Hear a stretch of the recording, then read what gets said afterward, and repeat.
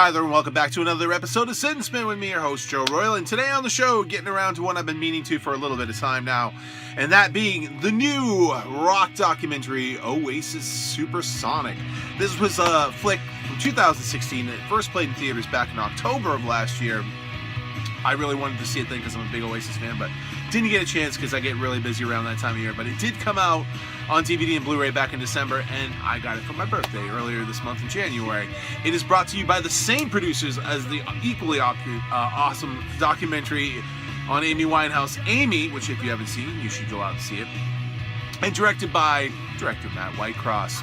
Now, first off, one little minor con about this movie, and that's going to be depending on how you see it, and that is that if you were looking for like a complete documentary about the whole story of Oasis from beginning to end, you're not going to get that with this, and we'll kind of get a little bit to that and a bit why. But this film primarily is only going to cover like the first 5 years of the band's career and history, so if you're looking for something, you know, that goes beyond the first two records, there's not going to be anything that covers from 1997's Be Here Now through 2008's Dig Out Your Soul or the band's breakup or what happened after that.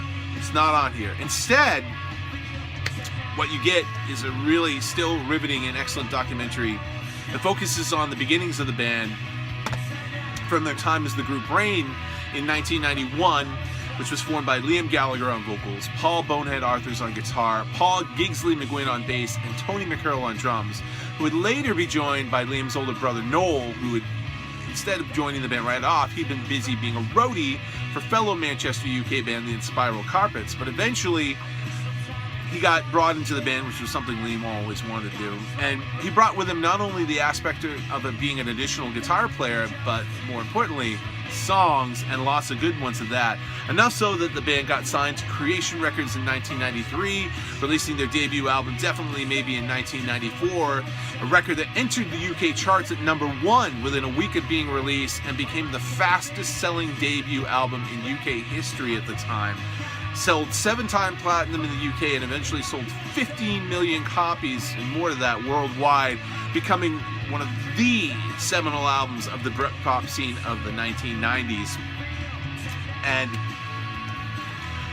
with this film, the reason it only is going to cover the time period it does is because it's a little over 2 hours long, and to cover everything, you would have had a movie that's like 8 to 10 hours long. And while if you're an Oasis fan like me, you and I maybe wanted to see that 8 or 10 hour film, but they had to put something that's going to play in theaters and that the average person who doesn't know anything about Oasis could still enjoy and get something out of. And so that's kind of one of the obstacles they had to overcome. Mat Whitecross talks about that in the behind the scenes documentary about the making of the film.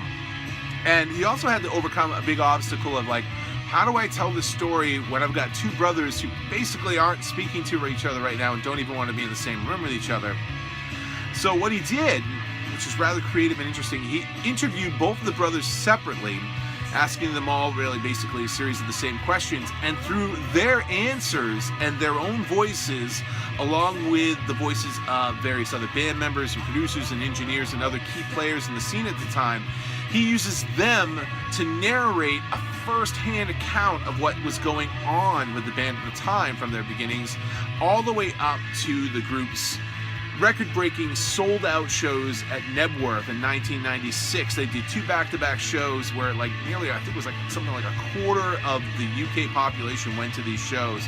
They did 2 nights, later found out they could have done 7, but they mainly focused on this time period because through his conversations with the brothers and stuff, it became apparent that both of them, as well as the other band members, viewed this as like the quintessential time for Oasis. It was the most magical and rewarding time of the band, and them at their absolute zenith. And I believe it's a comment, I forget if it's from Liam, I'm pretty sure it's from Noel, where they're both saying how like they wish they could have just ended the band then at the end of those Nebworth shows, but just gone up in a puff of smoke because it would have been perfect. But they continued on, and there's more story after that. Maybe someday the rest of that story will be told.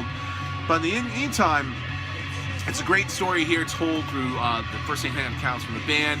There's tons of never-before-seen footage, both live, interviews, concerts, television performances, all sorts of great stuff you've never seen before, candid footage, And oftentimes there is the use of a lot of subtitles because there's a lot of thick Manchester accents.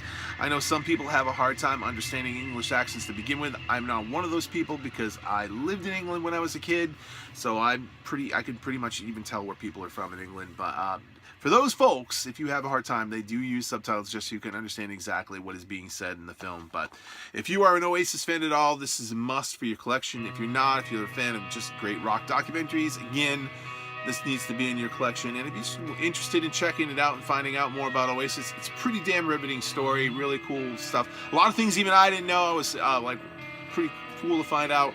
But Oasis Supersonic out on DVD and Blu-ray now. It also comes with a digital copy included. And that is the show for this week. Go out and get it.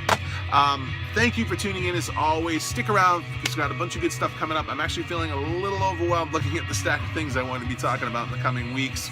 But tune in to find out what those are. We will see you next time on Sit and Spin. Take it easy until then. And go out and buy or somehow see this movie.